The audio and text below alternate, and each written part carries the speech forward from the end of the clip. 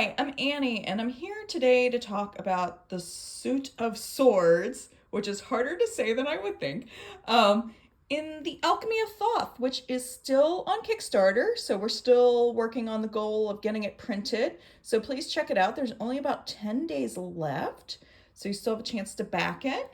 And the swords, let's remember, are sort of more, it's the air sign. It's more intellectual. It's your thoughts, it's your feelings and those drives. And it's really interesting to see where our thoughts are our best assets and our darkest assets, which you really see.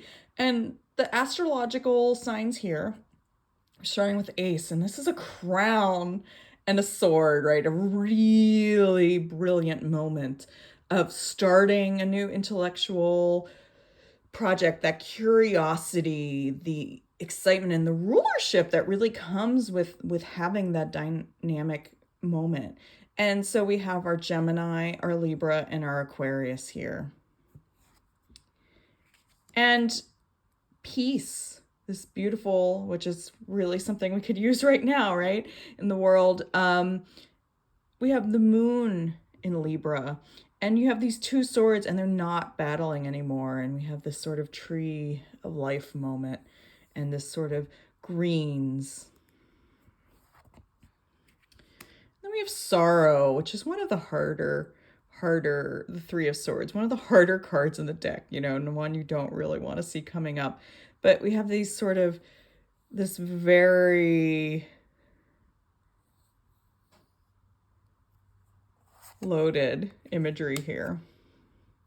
And then we have the Four of Swords, truce, which is Jupiter in Gemini. And the Four of Swords, it has this rose window and these swords, again, meeting but not challenging each other. Then we have the Five of Swords, which is Venus in Aquarius. And that's defeat. And that's them kind of coming together. Like, it feels like nobody's winning in this scenario.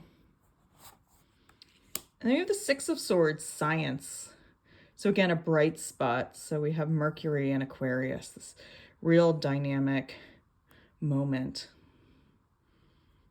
And it's interesting, Crowley used a religious imagery to talk about science. And I think they are more connected, and spirituality is more connected than we like to talk about with science. And futility. So we have the Seven of Swords, and that's Aquarius, moon in Aquarius. And then you have sort of this, what is this? Where are your thoughts really defeating you, right? Like what is happening here? Interference. Jupiter in Gemini, Eight of Swords. So all these swords stacked up together, this red velvet. And cruelty, the Nine of Swords.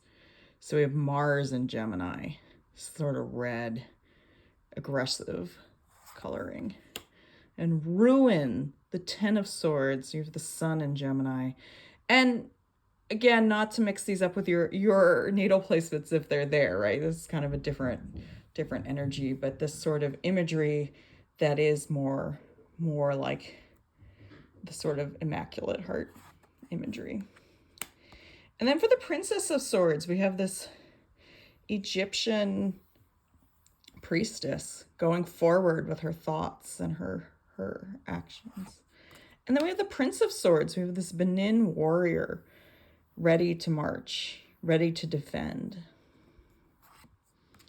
And the Queen of Swords, we have the sun queen and child, right? The sort of radiance.